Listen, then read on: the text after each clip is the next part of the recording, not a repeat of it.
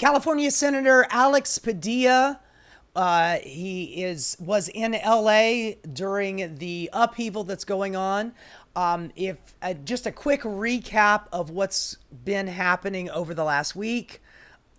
ICE was doing huge raids in Home Depot parking lots, in warehouses where people were working, in schools, elementary schools. They did a huge citywide raid, and that instigated a lot of community members in LA to stand up and protest against them, sometimes backing them out of town. But it was very orchestrated, and all of this was preceded by Stephen Miller screaming and yelling at his top officials in ICE and DHS, not why are you just going after criminals? You need to be going to 7-Elevens. You need to be going to Home Depots. So he's obviously not really concerned about the criminal element across the country when it comes to immigrants. He just wants 3,000 people a day. And when you want a quota, it's not really about the criminal. It's about the amount of warm bodies that you are snatching up off the street, black bagging, V for Vendetta style, and taking off to a holding cell. Well, that happened in LA. Protesters stood up and started protesting against them. And during the night, you know how it works with protests. The protest was peaceful. The protesters go home, and then a couple of douchebags go out there, break a couple of windows, set a couple of cars on fire. And by the way, nobody was in the car. They were Waymo cars. Waymo cars are what do you call it? The driverless cars. They set fire to like 2 or 3 of those, and that was enough to get enough footage on the news, local news. Oh, they love a good fire. And Donald Trump saw that and is like, oh, this is our opportunity. So without even thinking about it, without even waiting, without getting the governor's approval, he sends in 2,000 National Guard members. He federalized California's National Guard without getting the governor's approval. Generally speaking, that's how it works. A circuit court judge, told him recently, within the last couple of days, you can't do that without getting the governor's approval. And Donald Trump's team appealed it up to an appellate court. The appellate court stayed that and allowed Donald Trump to do it. And so, honestly, Gavin Newsom, the governor of California's hands are really tied. There's really nothing he can do. He's state government, they're federal government, Trump state government, no pun intended. Nevertheless, when he sent those 2,000 troops, now the 2,000 troops are not there supposedly to do anything except to guard those buildings. And keep in mind, this is a very small area. It's like a 4-block radius where all the protesting is going on, and it's the facility where they are holding these immigrants that ICE has picked up. You know, they coming in here storming, like they're storming the beaches at Normandy or about to invade Fallujah, wearing their full army gear and what have you. Now we have 2,000 National Guard members, and that escalates. The protests get bigger. Donald Trump wants this. He wants this to get escalated so he can send more and more troops. LA has turned into a kind of like a petri dish to see how far he can get away with it. And I've heard reporting that they're going to be doing something very similar in 5 major cities, starting with New York, DC, Seattle, and a couple in Chicago, and there's another place as well. So plan on that coming to your city sometime soon. Now, recently, Donald Trump gave a little presser where he said that that maybe this is getting a little out of hand because he's talking to a lot of his farmer friends and construction worker friends, and they're like, hey, we're starting to lose some of our employees, invaluable employees that I can't lose. I just lost half of my workforce on my construction site, and now I can't get anything done, and my business is about to go out of business, or my farm is about to go out of business. Now, of course, these farmers are huge industrial farms that are owned by like a handful of very, very wealthy people. And that's the kind of person that gets Donald Trump's ear. So Donald Trump is kind of signaling that maybe they've gone a little bit too far, but I don't know if that's going to get to Stephen Miller. And Stephen Miller is full on bigot, full-on fascist. He does not care about the criminal element. He cares about getting brown people out of the country. Keep in mind, it's only been 5 months, and they have already rounded up over 100,000 immigrants in various degrees of having paperwork. And if you are going to your court case, if you are called on by a judge to come in to have your paperwork reviewed, and then you are dismissed, and as soon as that case is dismissed, you walk into a hallway and you get arrested, you cannot be called an illegal immigrant. You literally are here with paperwork. You are legally here. And if you're working and you are legally here and you have a Social Security number, you are paying into Social Security, but you're not allowed to take anything out of it. You do not get health care. None of these people are getting health care, except in a handful of states, blue states, that actually provide it for them. It's got nothing to do with Medicaid. But nevertheless, I'm kind of going off on a tangent here.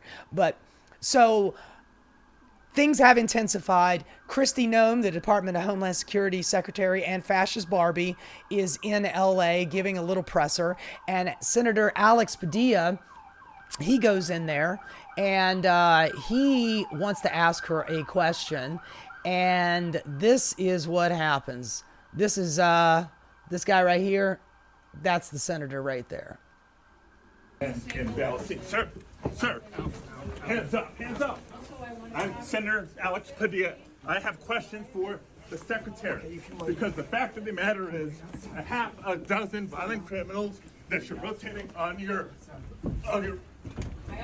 hands up. Keep in mind, he clearly identified himself as a United States Senator, Alex Padilla.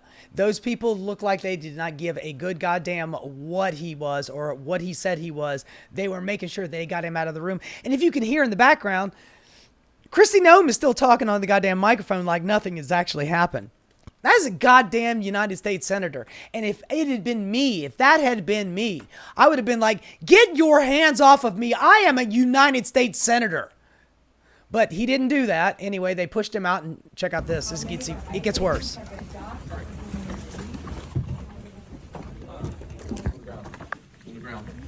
the ground. Hands behind your back. Hands behind your back. If you let my hands go, I stand behind my back. Fucking fascist, man. Other hand. Lay flat. Lay flat. Other hand, sir. Other hand.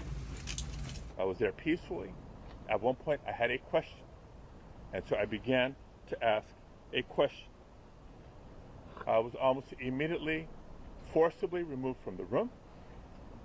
I was forced to the ground. And I was handcuffed. I was not arrested.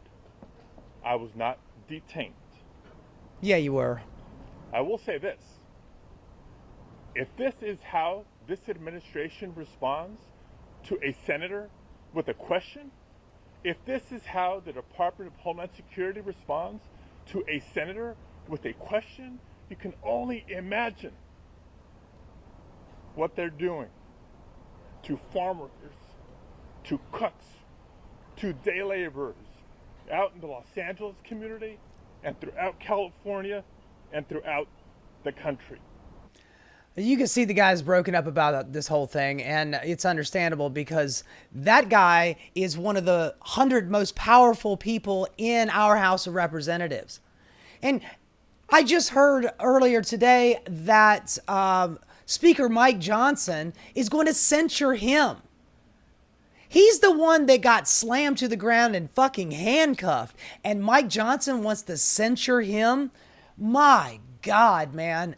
It's absolutely crazy. It's absolutely crazy. So right now we have about 5,000 National Guard members and military in LA for a protest that is surrounding like a 4-block area.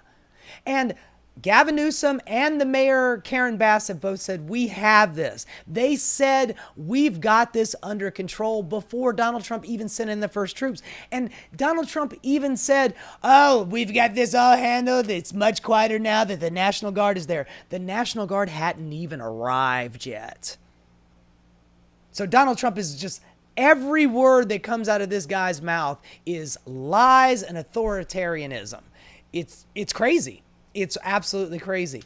I mean, I keep thinking that, is this the red line? Is this the red line that America is going to see and be like, okay, I can't take this anymore? It's pure fascism. It's just pure, just imperialistic, fascism and authoritarianism. But for some strange reason, there is still a contingent of Americans that are okay with this. They are okay with the Gestapo. And some of these guys, they're coming in, some of them, all of the ICE officials, their faces are covered in varying degrees of showing, some kind of official, whether, they have ICE on the back of their jacket or they have a badge or something like that. And keep in mind that the Senator Padilla, he was escorted into that room. That's a federal building. To act like, oh, we don't know where this guy came from. He came out of nowhere. He was looking to attack Kristi Noem. He was escorted into the room. He is a United States Senator. He has every right to be in that federal building. Every right. And they drag him out of there like he's nobody. I mean, if I'd have been him, I would have I am a United States Senator. Unhand me. I mean, look, as far as I'm concerned, every Democrat that is willing to fight against this fascist regime, y'all need to come. Everywhere you go, you need to have some security. I don't know where you're going to get your security from, but you need to make sure you got your people there, because it is quite obvious that they don't care, the Trump administration or any of his Gestapo-like officials, they don't give a damn who you are. So if you're going to be going out, doing some kind of politicking anywhere, I would suggest you go with some kind of security. Bring your own police department, whatever, because it seems that the powers that be do not really care, what you are, what your title is, where you fall in the pecking order in politics. It does not seem to matter. I mean, they're arresting judges, they're arresting Congress people, and now they're tackling senators to the ground for asking a question, which he had every right to ask and which he had every right to be at. And Kristi Noem, fuck that bitch. Seriously, fuck that bitch. Anyway, yet again, just another red line that we're crossing. They are speed running all the way to authoritarianism, and the fascist meter is it's fucking broken. Hey guys, thanks so much for watching. If you enjoyed what you saw, please like and subscribe. Keep rocking.